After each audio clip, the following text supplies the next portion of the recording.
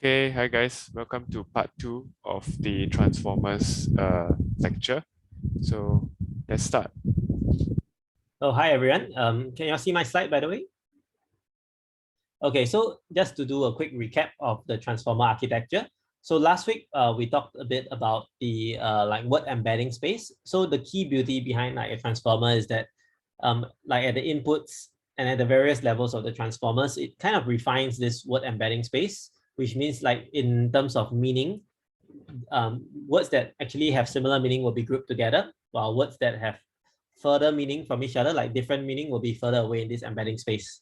Like you can see here, cat and kitten are together, but cat and houses are far away.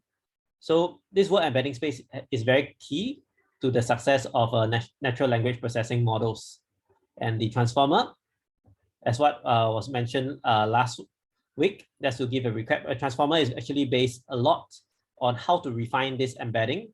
And the refining of this embedding is typically done in this self-attention block or multi-headed attention block, which we went through a bit last week. So today, actually, what we want to go through, or rather what I would like to go through, is to really step into what this attention block does. How does it transform your inputs into something different? Okay, and what's the significance of it? So we will look more in depth, okay, in how all this is done. Okay, so this was last week, the self-attention feed-forward network.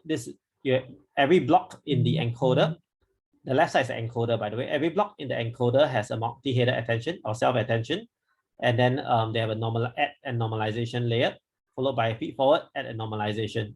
So this add and norm we'll go through towards the end. This is something to do with state connections and layer normalization.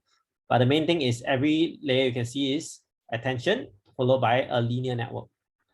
Attention followed by linear network. So you can treat it as this one refines the embedding space more. The feed-forward neural network actually applies a point-wise neural network to each element. So it's actually, you can treat it as a transformation of your input space over here. Oops. So I wanted to cover more about this because last week I didn't really go into the details of this. So this feed-forward neural network is actually a mapping. Each element maps by the same way. So it's like applying the same function f to each element here. So difference from a typical multi-layer perceptron is that there's no weights going various positions from here to here. It's basically just applying a neural network to each single vector space here to transform it. You might be asking, why do we need to do this? The main thing I would say is that it's just refining the embedding space such that maybe it helps to make the semantically similar ones together, semantically different ones further away. It's just a way to map from space 1 to space 2. Okay, there's no explicit function to actually do that, but this is actually just a way to map an arbitrary function to help to make the embeddings better. Okay, towards the front part is the embedding space, and towards the back part, this thing could actually help it to perform the task that is needed. Okay, so this is the feed-forward block. Okay, so are you all ready? Now we will go with, I'm sorry that today we start off with a bit heavy matrix multiplication stuff. Okay, but feel free to just ask me questions if needed. Okay, because this self-attention block is actually the key block for transformers, as well as all the transformer variants all use a form of this self-attention block. So if you know this, you know a lot of models. Okay, so let's start. Okay, so I'm specifically talking about this. Now we are looking at this multi-head attention, which can be grouped into the first part, which takes in a query, the Q, the key, K, and the value V. Okay, all this will be passed through a linear layer, okay, into this attention, dot product attention. So again, this linear layer, okay, it is to again map into the corresponding embedding space for processing. Okay, it's to give the network more flexibility. If let's say you are in the wrong representation, you can actually map to the right one. So these linear layers are just that. Okay, this scaled dot product attention, this is the key behind how the transformer works. So we'll be touching more in detail. Before I begin, actually, I would like to just give some background to this. So, query key value, you think of these three words. Where do you think query key and value would most likely occur? What kind of like structure do you think this came from? Like it's actually not from transformers, from somewhere before transformers. Anyone want to guess? Like where will you find a query and a key? And a value. Yeah, so the key value pairs, in programming, where is key and value used for? Is hash map. Yeah, it's a hash map, hash table, hash map. Thank you, Singy. Hash table, hash map, or dictionary. So this is actually like you have a key and a value. And then when you have a collection of keys and values, maybe I'll just draw key 1, value 1, key 2, map to value 2, and so on. Okay, you can just imagine. And then now I have a query. So I have a query queue. So this query could be something like referencing the dictionary. Like you have a dictionary of keys that you want to extract the value from. So I have a query now. I want to query my dictionary. Hey, do you know that if there's a word boy, that I check all my keys, whether there's any key that match with the word boy, right? And then, okay, let's say key 2 is the word boy, then I return value 2. So if let's say if this is like a dictionary, or value 2 could be like the boy's age or something like that. Yeah.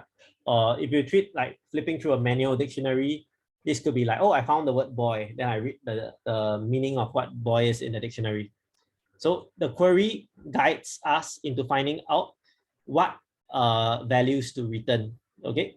So in this case, think of this actually was used for like if you have documents, you query the document, and then the query will return you the most relevant sections of the document. So this was done like way back in the past before transformers. They use query key value as well, this semantics. But I think it's easiest visualized as a like finding a dictionary or hash table of keys and values, because this is more commonly used in programming now, keys, values. And what you can see is that in this multi-head attention, it would be very uninteresting if your one query only generates one value like this. Okay, it will be very uninteresting, because then in that case you don't need dot attention anymore, right? You could just basically read off a hash table. Okay, why bother doing self-attention, right? So the beauty behind self-attention is that it allows blending. Blending, what it means is that based on how relevant these keys are, okay, let me just draw this with a different color. Based on how relevant these keys are, if let's say my key 1 matches with my queue, with a higher chance, okay, like maybe 90% match. Okay, what I will do is that, okay, and then with key 2 is a 10% match. Okay, what I will do is I will return a 90% value for my key 1 and a 10% value for my key 2. Okay, so in the end, when I query my dictionary with this query, with a 90% match to key 1 and a 10% match to key 2, what I'll get is that I'll get this V1 plus V2, I'll get 0.9V plus 0.1 V2. Is this clear? So it is a form of blending whereby I can take weighted sums of my different values of the dictionary. Okay, so you can treat this like some form of like maybe Bayesian approach, where you soften the probabilities by like sampling from different bins. Okay, but the idea behind this blending, okay, so let's do a quiz. Okay, remember I was talking something about a word having different meanings, right? Poly, semi, right? So can you see that if we treat this query as the word involved, okay, let's bring this back to NLP. If you treat this query as the word involved, so let's say the word involved, maybe let's do a sample sentence. The sky is blue. Okay, so this query, let's say the query is the word sky. Okay, so out of all these words, I expect it to match with maybe the and blue the most, right? So if you look at this in terms of your words again, okay, based on the neighboring words, the meaning of the neighboring words, and also of course its own meaning, okay, because it needs to carry, so it can actually consolidate the word sky okay, based on these 3 words into the actual sky itself. Okay. I think I chose a word that only has 1 meaning. Okay, but let's suppose that the word sky has another meaning. Like maybe sky could mean like maybe a slang for a drink. Okay, let's say we give it another meaning. So if let's say sky can be another meaning as well, in this sentence itself, by just doing this query on the available words that we have in this sentence, or the subwords that we have, if you remember, the transformers uses subwords embedding rather than words, okay, in order to minimize the number of tokens. Okay, so we have all these keys here, okay, and then based on all these keys, when we blend them together, we actually bring, okay, in terms of the semantic space, okay, let's say the initial sky is here. So we actually bring it closer to the actual sky. So let's say I draw a cloud here, okay, to signify. So it actually shifts it closer to here, okay, as compared to maybe if sky is like a drink. Yeah, in this context, it will not be classified as a drink because of the neighboring words, the semantic space there does not basically it does not tell us that it's a drink basically. So you can see that using this, the beauty of transformers, they use the existing words as their own queries. Okay, so the query is the existing words, and then I query all the neighboring words in that sentence or neighboring subwords, and I get a blended meaning of my word itself. So it actually helps to solve the polysemy issue where one word can have multiple meanings. But if you keep applying this self-attention process again and again, the words will get closer and closer towards the true meaning that that is actually present in that sentence itself. Okay, so this is the rough idea of the self-attention. So as what self-attention means, query equals to key. Okay, of course, this looks very, very weird to you, okay? But what this means is that I have query 1, I have query 2. I basically repeat this looking up of the dictionary multiple times. So for my word 1, the word 1 could be like, okay, then this should be query 1, this should be query 2, and this should be query 3.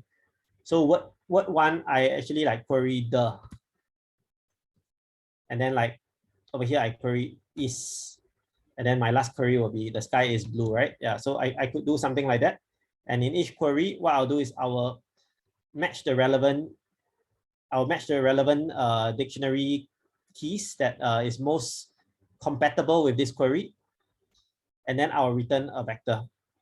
Like maybe blue can just only return blue. So it's 1.0 v4.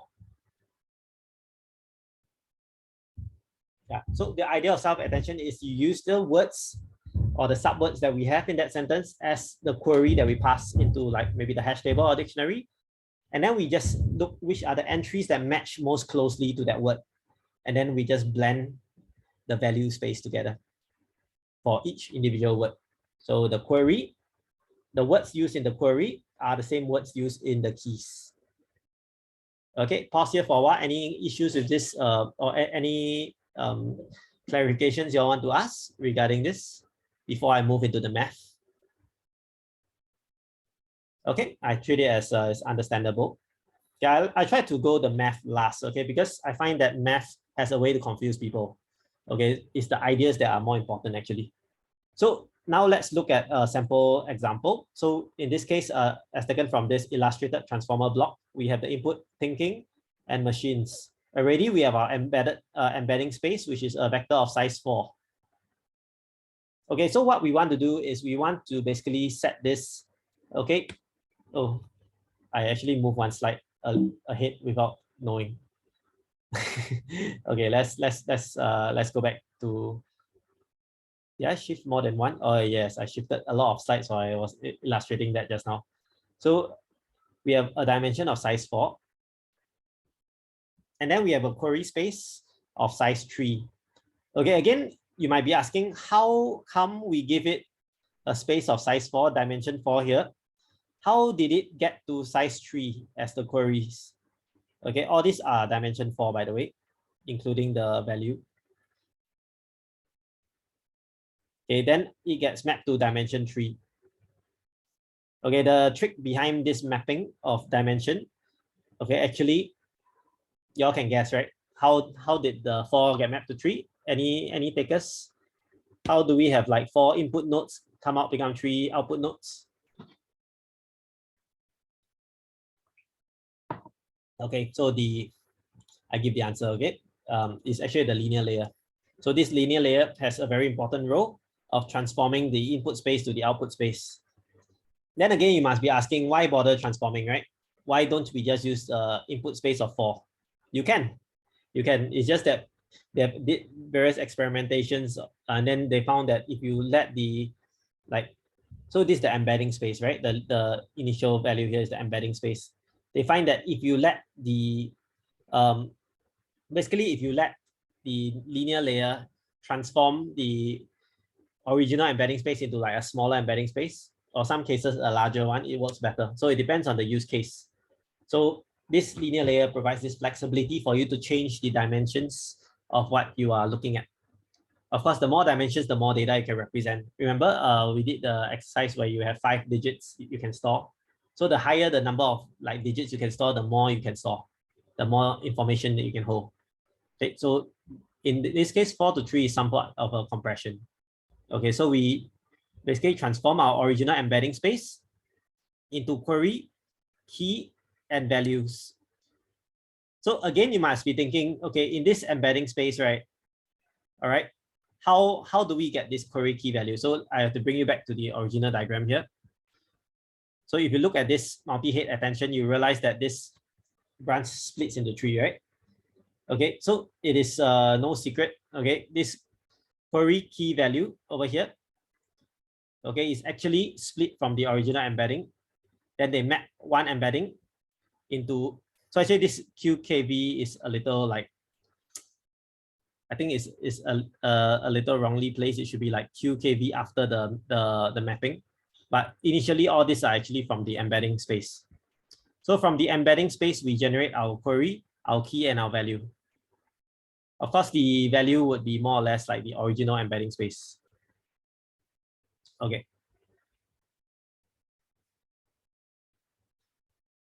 So the idea is that we generate a dimension 3 after we pass through this linear layer, Q, K, and V.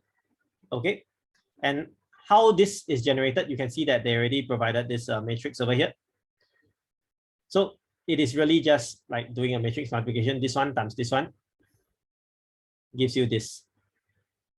And doing this matrix multiplication is basically, okay, maybe I need to draw this out. It's basically an MLP. So like you see your MLP has 4 nodes here, right? 1, 2, 3, 4. Let's say this is your original embedding space. In order to go to the query space, I need to shift from embedding space of 4 dimensions to query space of 3 dimensions. How do I do it? I do a fully connected linear layer. So if we do a fully connected linear layer like this,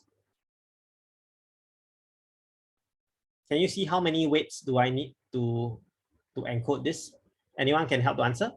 From input space of 4 nodes, output space of 3 nodes, how many weights do I need? Anyone want to guess? Or if you know the answer, just say it. If I want to transform input nodes 4 to output nodes 3, how many different weights do I need in a fully connected network? Okay, I see an answer in the chats. 12. Yeah, thanks, Singy. So it's 4 times 3. So you see this matrix here? Over here, put as a matrix multiplication. Okay, but actually it is a linear layer. So here I would like to throw a great revelation to your, okay, whenever you use neural networks or like linear layer networks, you are just doing matrix multiplication, nothing else. Okay, so linear networks and matrix multiplication are the same thing. Okay, maybe you have one more bias term later, you can add back to the matrix, but it is the same thing. Okay, so when people talk about neural networks being biologically inspired, actually the more accurate term is that they are being matrix inspired. And I mean matrix, not like the movie Matrix, but this kind of math matrix. Okay, So you apply now the same procedure from the embedding space. You use the linear, you get the value, you get the key, and you get the query. So we apply different linear layers or fully connected layers to go from our 4-dimension embedding into a 3-dimensional key, query, and value. Okay. Questions? Okay, so now I move on to the next part. So going into this query key value from the embedding space was pretty easy. It's just doing a matrix multiplication. Okay, how then do we do what we did just now, where we actually wanted a weighted average of like my values, right? So that we can like blend the word meaning together. How do I do that? Okay, how do we do that? There are many ways to do it. Okay, but what the authors have decided to do is to use, again, another matrix multiplication. So they did this here. QK transpose. So, okay, this QK transpose looks it might look quite daunting. Okay, but the idea is actually just like more or less an element-wise multiplication between the elements. So you see, if your Q, K, and V are like one-dimensional vectors, this QK transpose will be nothing more than the dot product. So you can see like Q times K is that, like, let's say this Q is 1, 2, 3, and this one maybe is like 2, 3, 4. So if we do a QK transpose, okay, in matrix multiplication, it'll be like this. 1, 2, 3. And then the other matrix will be like this. 2, 3, 4. Okay, can you see that by doing a transpose like this, what I'm actually doing is that I'm taking like 1 times 2. Let me just write it out for you here. 1 times 2 plus 2 times 3 plus 3 times 4. This one will be 2 plus 6 plus 12, which is 20. Okay, the value is a bit different from here because here they didn't show this. I'm just illustrating that if you do a QK transpose, it is no different from doing a dot product. Okay, because transpose of matrix like that, you do matrix multiplication, it's a dot product. So they are using a dot product, okay, to describe how similar the two vectors are. Okay, whether you buy it or not, that's a different story, but I would like to just give some mathematical intuition behind a dot product. So if you have a vector Q, okay, this is again vector math, okay, and you have a vector K.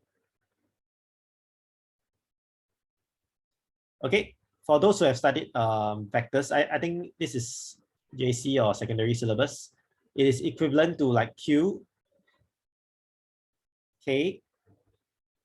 Okay, this is basically the magnitude of the Q and K. And then we have a cosine theta here. Yeah, where theta is basically the angle between the two vectors. So let's say this is vector Q in vector space, and this is vector V, this is vector K. And then you have a theta here. So they're using this dot product as a proxy to how similar the vectors are. So if the two vectors are in the same direction, where the K and the Q point towards the same way, you can see that in this case, okay, what will be the theta here? Anyone can guess what is the theta here? If Q and K point exactly the same direction, theta will be, hey, Chicken, you can answer this. I think you should know. 0. Theta will be 0. Okay, so cosine theta will then be equals to 1. Okay, so it means that when the angle between the two vectors are the same, it is the most similar. I mean, makes sense, right? I mean, both vectors point to the same direction, right? So then it will basically be the highest magnitude. So of course, this kind of works well only when, let's say, you normalize your vectors, which I think that's what the normalization layer of this transformer does. So you need to make, if not, your term Q dot K might be dominated by like either Q or K, okay, by the magnitude of those vectors. But the idea is if the two vectors are a similar direction, okay, they will be weighted the most. There will be a value of 1, okay, because cosine theta, it ranges from -1 to 1, okay, and then if your Q dot Q dot K is higher, remember, if the more similar we are, the more we want to reference this value. So the higher basically the nearer the vector space is, the nearer the angle it is to match the query and key, the closer they are in the same direction in the vector space, the more we want to refer to its value. Okay, so that's the idea of the dot product, is to measure the cosine similarity between the embedding vectors. Okay, of Q and K. All clear? Okay, then now I would like to go to the next slide. Okay, so if it's just measuring similarity like that, why is there a need to do this? Why is there a need to do this weird thing here? Who even does a square root decay? What does it mean, right? Why not just use QKT, right? Softmax QKT, and then we are done, right? Why do we even bother to like divide by square root decay? The decay over here refers to like basically the dimensionality of the vectors itself. So over here, the hold on. So in this case, decay might mean that okay, over here they say divide by 8. Okay, means that the vector has dimensionality 64. Okay, what this means is that maybe each of these nodes here has a space of 64. Okay, so this one, let me go and find out again why they use divide by 8. Okay, I'll get back to you all next time. Okay, but now you just treat it as this decay is the dimensionality that the vector space is, and then we just divide by the square root of that dimensionality. It is very weird because actually I would think that this is actually divided by square root of 3. Okay, if you were to ask me, because this decay should be the dimension of the query key and value. So let me go and take a look at the site again, and I'll update you all why is this 8. Okay, because based on my understanding of the transformer, this should be square root of 3. Maybe he took 8 because the original decay was 64, but he just like shrunk it to 3 just to fit the diagram. Okay, so the idea of this square root decay is basically the dimension of your vectors Q and your K is square root. Okay, so I've been thinking about this for a while, and I finally got an answer for this. Okay, so if you don't mind, I will just share why I think you need to do the square root of decay. Okay, this by the authors, they just say that this is for normalization. Full stop. Okay, no rationale given. Okay, but let me try to give you the rationale behind this. Okay, so we go back to QKT. So you know QKT is the dot product, right? So your dot product, how many terms are there in this dot product? It's a summation of, let's say we have the individual matrix components, it's a summation of Qi, Ki. Okay, each element in that vector, Qi, Ki, where I equals to 0. And then this goes to n, or this goes to dk. So you can see that with an increasing number of dimension for my vector, what will happen is I will need to sum more and more of these terms. Okay, so actually one way to normalize it, okay, will be to just divide this whole thing by dk, right? You can just normalize, you can take the average. Okay, but then if we just do an average like this, we actually penalize the top term a bit too much. Okay, because don't forget that we actually did some normalization already in the top vector. If we were to do like a square root decay like that, we basically make the value very small. So that could be the rationale for the square root. Okay, I'm pretty sure Google did a lot of they basically did a lot of tweaking of this in order to find what works best. So a square root decay scales with respect to decay. As decay increases, you divide more. Okay, you normalize the top term more because there's more terms at the top, but you don't normalize it too much. Okay, if not, your value here will be too low. So I think square root decay was like the optimal balance. Okay, and why decay? Okay, why is this called a balance? Okay, because this is fed through a softmax.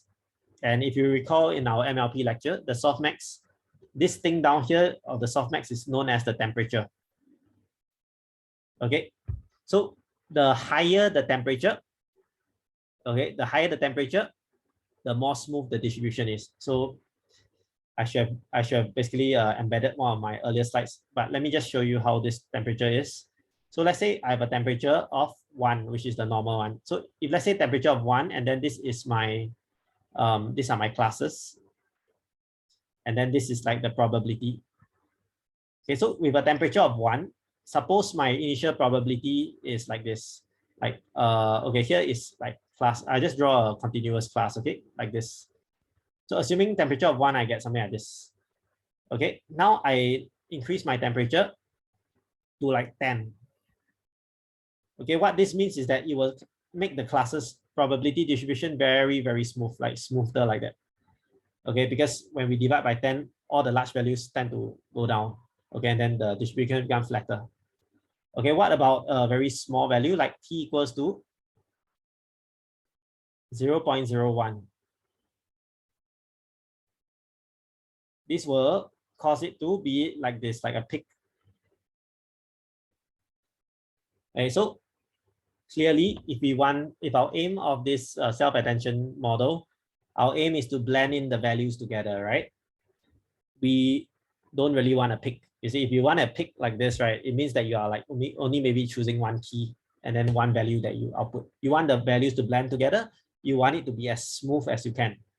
Okay, and that is why this decay exists.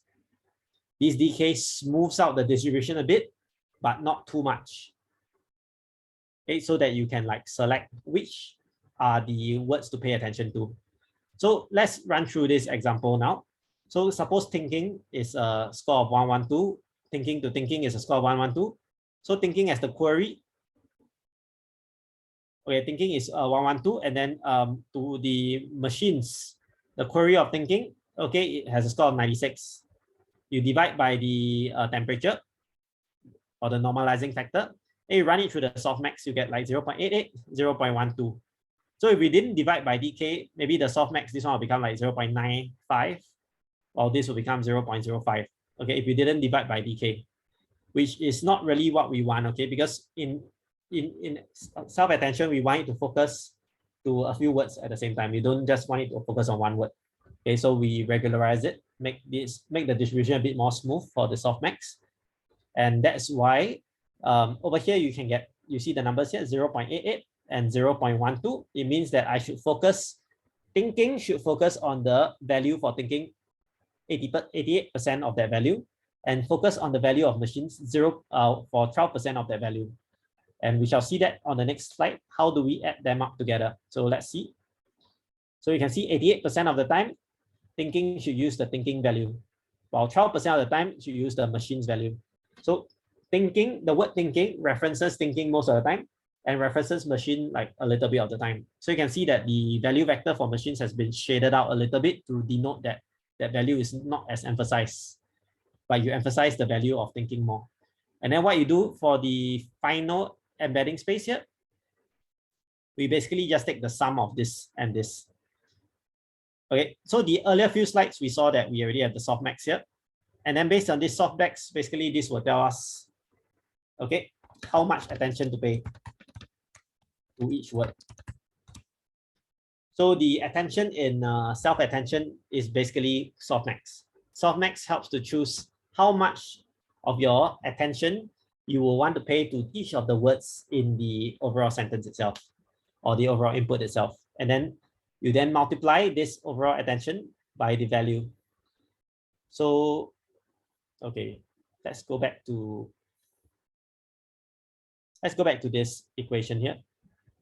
So remember, after we did the softmax, okay, our softmax basically will tell us, after we do query and key, and then we do this over here, right?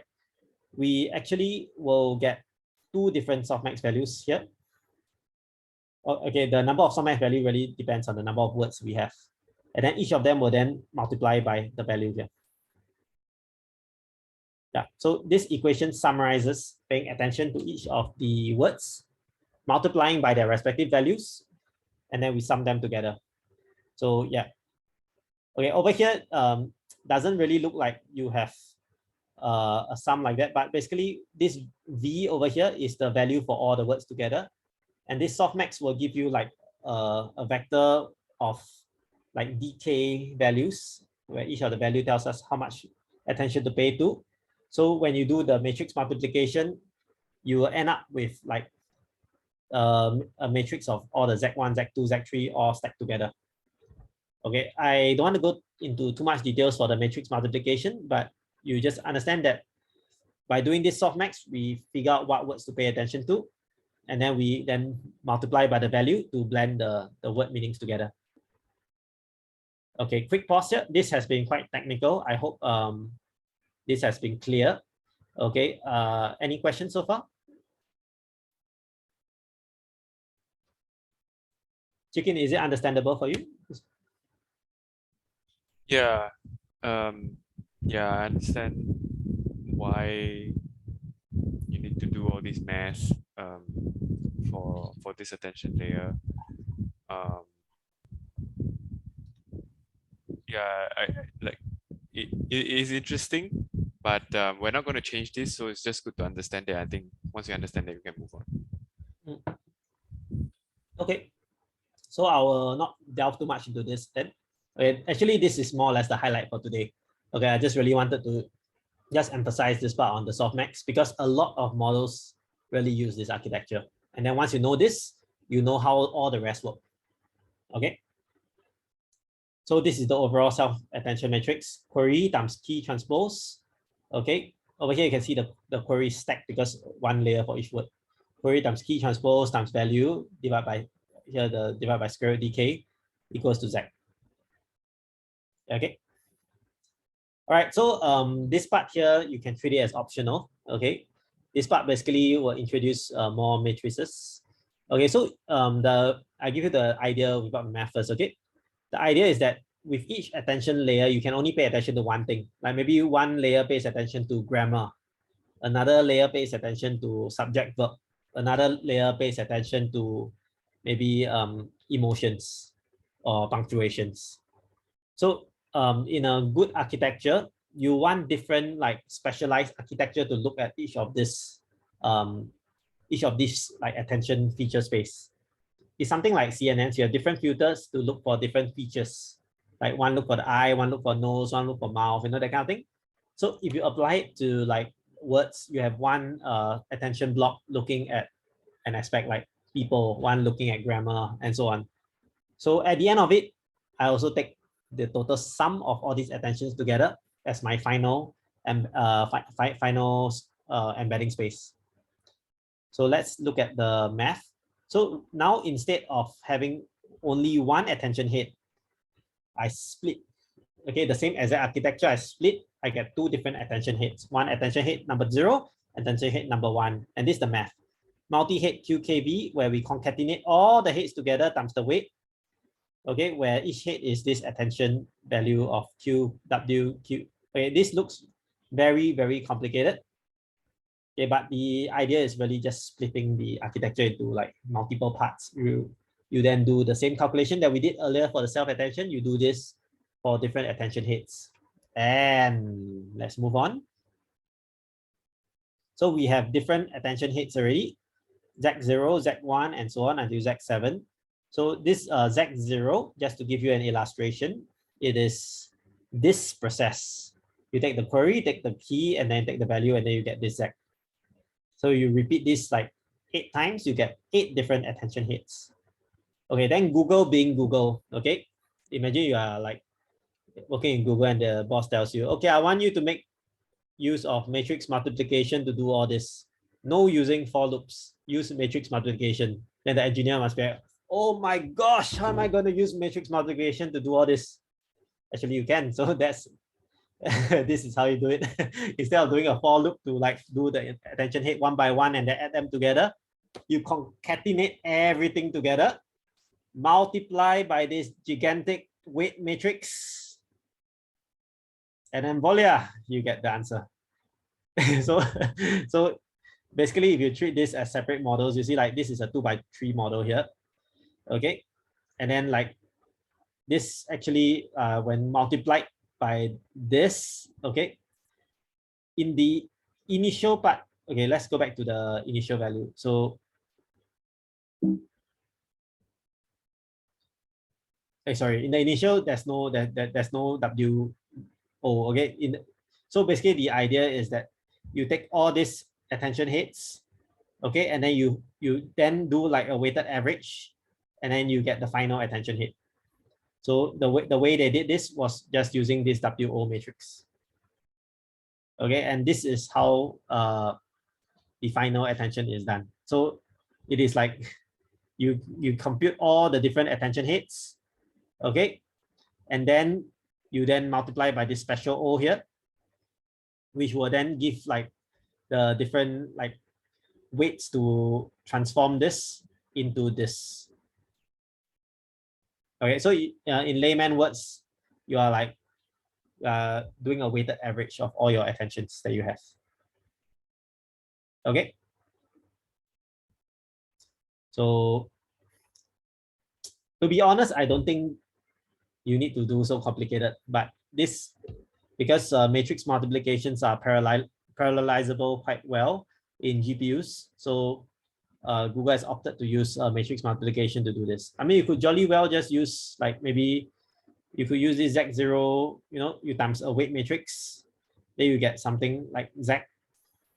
You take this times another weight matrix. You could do this one by one. You could just multiply one by one like that. Okay. And then you like maybe get Z0 prime, Z1 prime. And then after that, what you do is you can just like maybe add all this together. You could also do this. I think it will work as well. Okay, but you know, if we don't want to like separately do these steps together, we can actually just multiply by one gigantic matrix like this and get our answer directly. So this is more efficient. Okay, let's not delve too much into this. As long as you get the idea of what's a multiple head, that's good enough. Okay, so this is the process to generate all this. So you can see that we have different transformations from our original embedding. We then transform into Q, K, and V weight vectors into this QKV. So this is for attention head 0. The second one is for attention head 1, and so on into attention head 7. So you can see that the original one is the input embedding for layer 0. Okay, but for, if let's say this is not the input layer, this is not this input embedding layer, this is somewhere in the middle. Okay, then instead of starting from the initial word embedding layer, what we do, we will start from this R. Okay, this R is basically like the output here. The output of this block here is R. And then maybe you see this is n times of this block. You might actually have another block here that you then repeat the same process, just that instead of starting with this, you start off with this. Okay, and then you apply this multi-head attention again to get this. So this Z here can then basically, after you do your multi-header attention, you do the feed forward, and the add and norm, you do the feed forward network. This will then become the R for the next layer. Okay, I hope you can see that it's like a chain of networks. Okay, but one multi-header attention looks like this.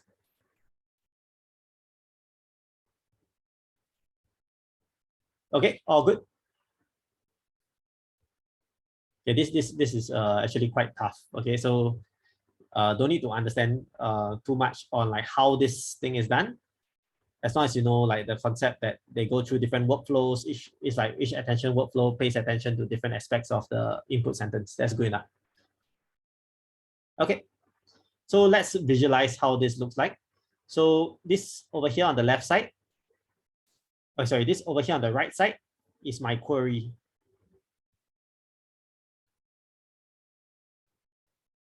And then this over here on my left side is my key. So you can see like the word eat. Okay, the word eats, if you look at here, there are 2 attention heads. Okay, I just show you 2 out of 8 attention heads because I find the 8 attention head view very complicated. So over here, you can see like the thicker this color here, the more attention it pays to this. So it pays attention to the animal, didn't, to. So this it pays attention to like this area more. So maybe this it pays attention more to like the prefix, like the animal. And then the other one, the green color one, you can see the green color one pays attention to like street and tired. So it maybe pays attention to places and like actions or emotions. So this green one pays attention to different things. So of course, what I'm saying now is actually not what the computer understands. Okay, the computer is just calculating similarities and so on. We humans, we ascribe some meaning to what attention this model is paying to. And over here, I'm just telling you Like if you talk about like sentences like this could be one interpretation of what the model learns. Okay, but as of now, there's no real way of telling the model, hey, you go and do grammar. Hey, you go and do you go do verb nouns. Usually all these are learned during training. The neural network just learns by themselves. So it brings me back to the point earlier that when I talked about like neural networks being good for like generalizing huge amounts of data, but not very good in doing things that are very precise, or like you need a certain thing that you want to do. Those are better done with rule-based things. So again, you can see that in this attention head, there's no way of me telling the network, this attention head should do what, this attention head should do what. All these are learned from the data. It's like your CNN, your filter, there's no way to say that, okay, you CNN filter 1, you look at horizontal lines. CNN filter 2, you look at vertical lines. We can't do that in deep learning. But instead, all these are learned fully from the data. There's pros and cons for this.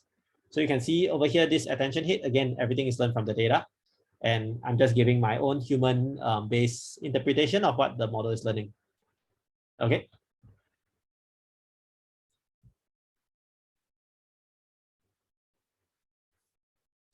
All right, so this part I'll just cover very briefly. Okay, so there's additional things that happen. Okay, so we already went through the multi-header attention. Okay, and the decoder side, you also do the same thing, mask multi-head attention from this. And the reason why it's called mask is because we don't want the attention to actually look at the words that are at the back. So if let's say like this is like, I am a student, and then your current word that you want to predict is M, right? Like you want to predict the word M. You don't kind of want to put this M into this inside here. So what they do is they mask this one. Is also mask, and student is a mask. So mask multi-header attention is exactly the same as multi-header attention, except that we mask the words that we don't want the model to see. Okay, which is basically the ground truth words. In this case, this translation model, we don't want the model to see the answers, so we mask the answers. And that's. But the idea of this mask multi-headed self-attention is exactly the same as what we went through earlier.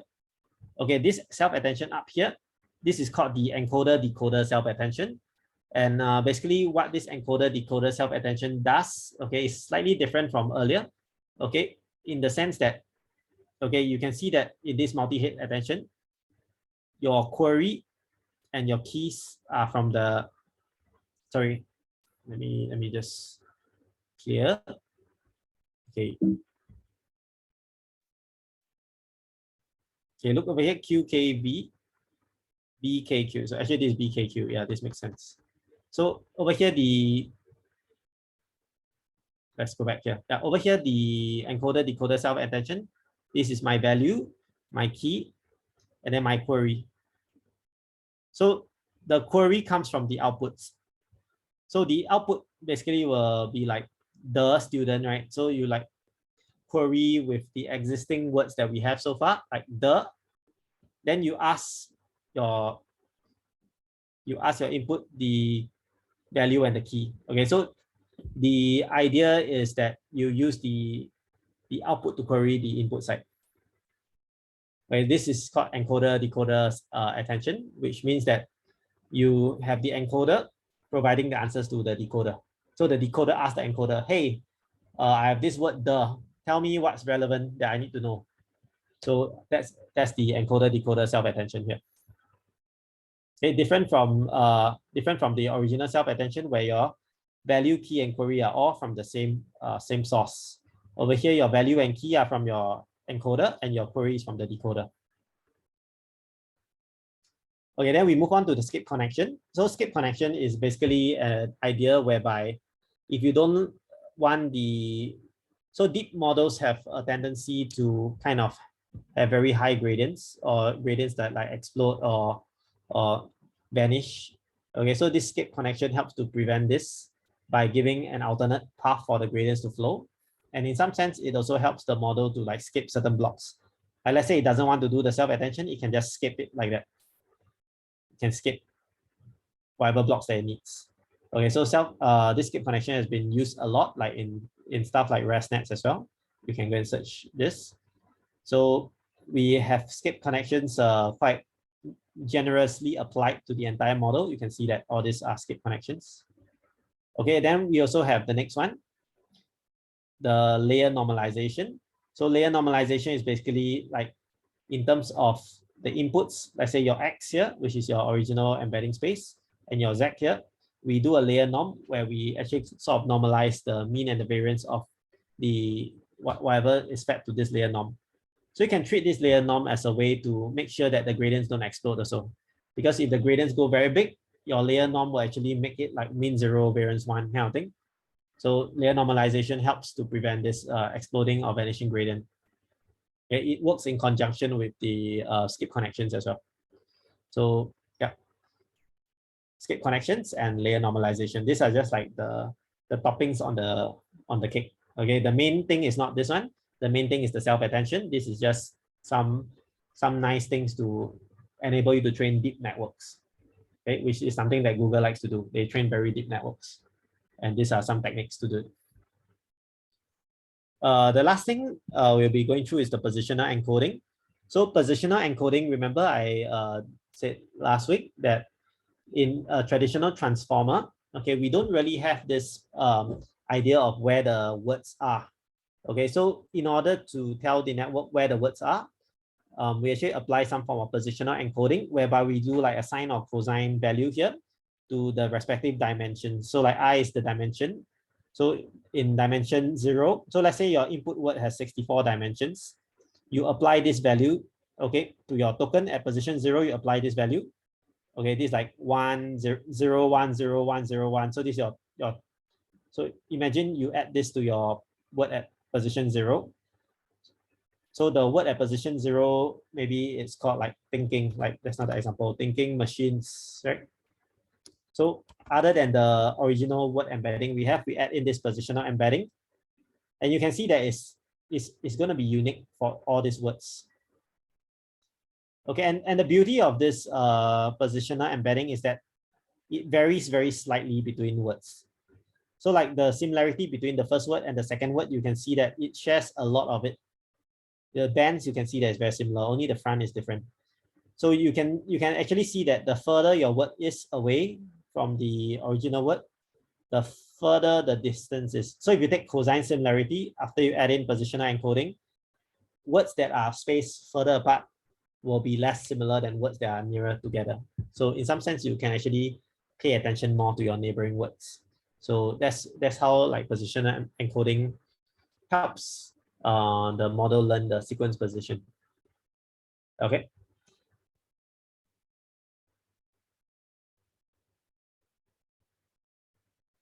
All right, I'll skip this part. Okay, this one is a little bit more technical. I don't think you need to know this. These are just what people do in order to improve this embedding space. So they, instead of using absolute embeddings, they do relative embeddings, or they can use the neural network to backpropagate to do a learned positional embedding.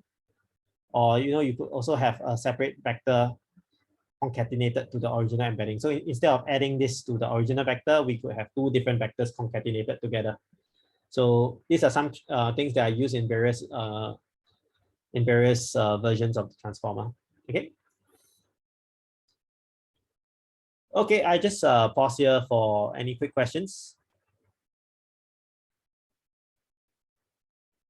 Okay, if not, actually, I think that's more or less what I want to talk about for transformers. Over here, I have a few more slides. If you are interested, I can talk about BERTs. Okay, but this will take about 10 minutes. Okay, if not, we can actually end here for today. Well, what are you going to talk about for BERT?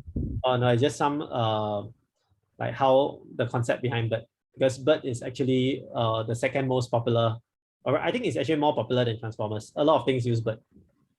If you want to, I can spend some time talking about it. I have 2 to 3 slides on it. Yeah, sure. Why don't you talk about it since you prepared the slides? Yeah, sure.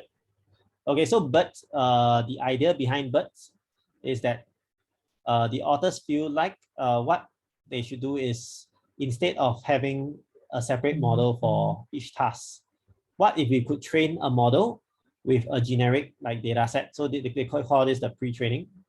So you use a generic data set to pre-train, and then after that, we can then adapt the model by like tweaking the last layer into separate tasks. So you can see that it's called train once, apply to many problems. So indeed, this actually gave superior performance because actually all these problems are related. So there's some benefit to training like that. So the issue is, how do we get enough training data to make the network more robust? So that's when the genius of this BERT comes in. Okay, they use masked language modeling. It's a little different from the masking that we saw in transformers. This masked language modeling basically takes in an input sentence like this. Okay, and then we mask randomly 50% of the words as a mask token. And what the network needs to predict is basically what are these masked words. So the beauty of this masked word is that I can generate data from unsupervised text. So like a very large corpus of text, like maybe the cat is on the map. Okay, this is what you get in the wild from the internet. I can generate a few data examples. So the mask is on the mask. So this is one sample. Mask, cat, mask on the map. Yeah, on the map. Or you can be like mask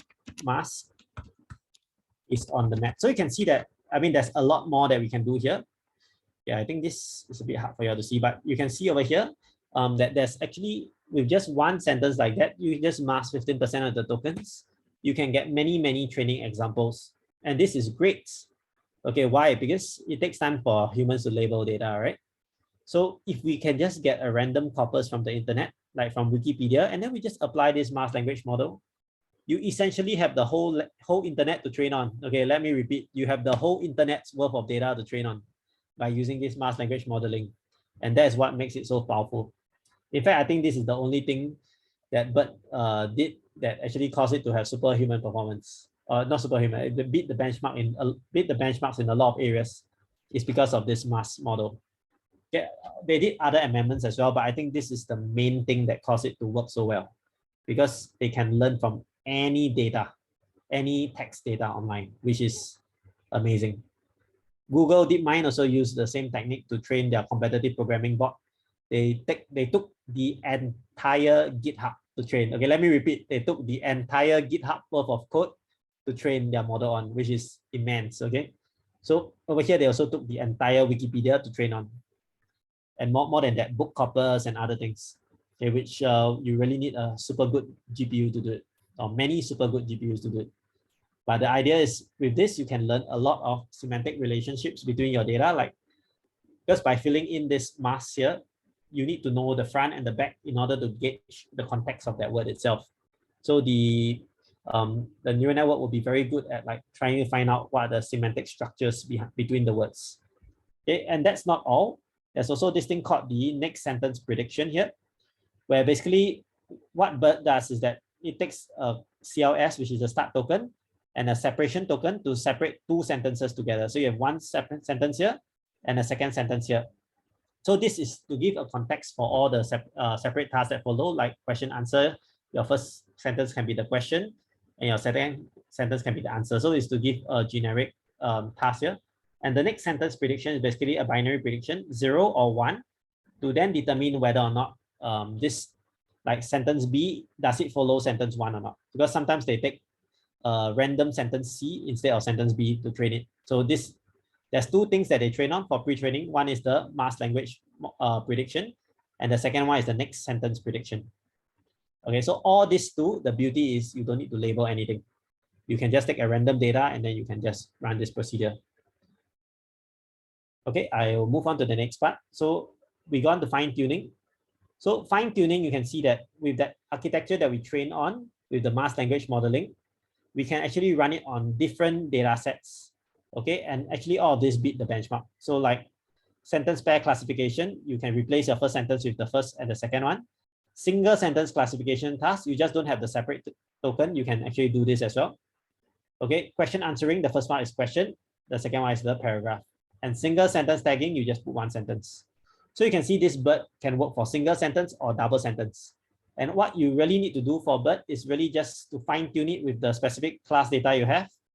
And then you just add an additional layer here to actually, like, this layer will then be trained. Okay, all the rest over here can be used from the pre-training, but you just need to fine tune this last layer here, okay, which is Pretty cool. Okay, it means that actually what this reminds me of is like this. Imagine you take the entire worlds of image and you train your model on it. Then you take like Cypher 10 or like ImageNet or like some small data set for images, and then you run your experiments on or run your testing on.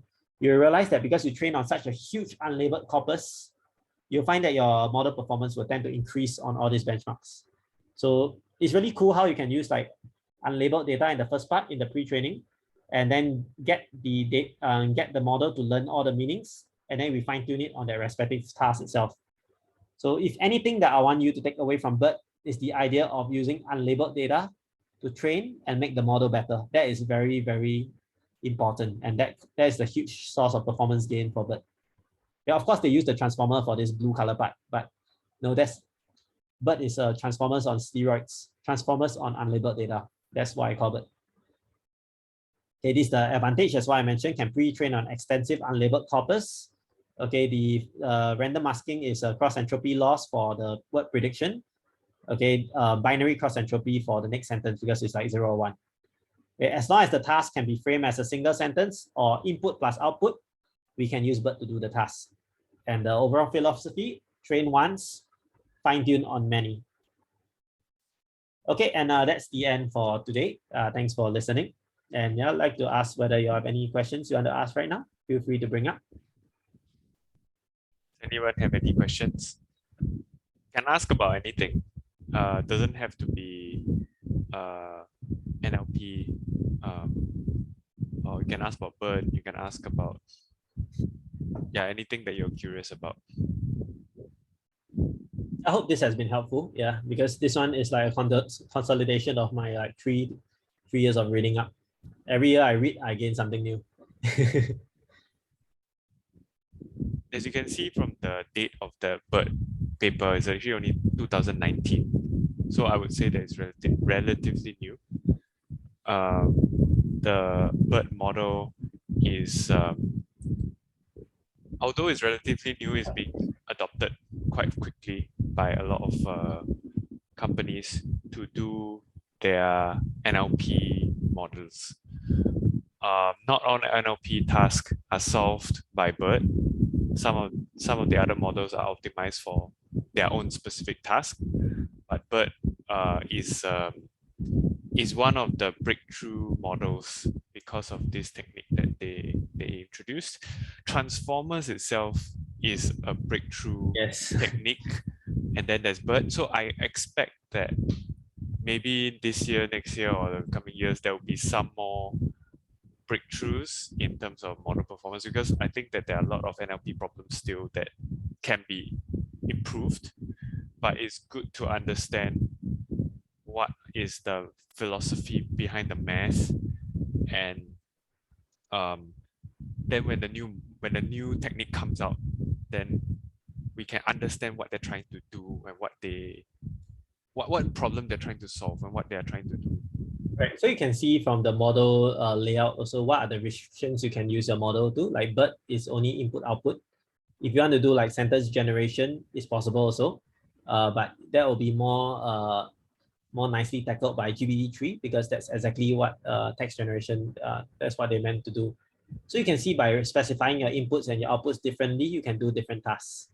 But the idea of BERT is very beautiful in the sense that instead of treating each task separately, they can just say that, why not I just learn the basic fundamentals of my sentence structure using this unlabeled mass language modeling training, and apply it to all. So that's really the beauty of it. I think this part beats GPT-3 because they do have greater semantic awareness than GPT-3. GPT-3 doesn't have this this way of training. Although I think maybe after they see BERT, they might do it as well.